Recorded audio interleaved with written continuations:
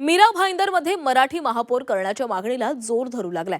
मीरा भाईंदरमध्ये मराठी महापौर नाही झाला तर माझं रक्त सांडेल असा थेट इशारा मराठी एकीकरण समितीचे अध्यक्ष गोवर्धन देशमुखांनी दिलाय। यावेळी देशमुखांनी मोठ्या आंदोलनाचा एल्गार दिलाय। या ठिकाणी मराठी महापौर हवा यासाठी मराठी माणसाचं भव्य आंदोलन केलं जाईल। तसंच संयुक्त महाराष्ट्र लढा 2 मीरा भाईंदरमध्ये पाहायला मिळेल असंही त्यांनी सांगितलंय। मराठी महापौर व्हावा यासाठी मुख्यमंत्री आणि भाजप प्रदेशाध्यक्षांना निवेदन पाठवलंय। आमच्या हक्कांवर आक्रमण नको असं देशमुखांनी सांगितलंय।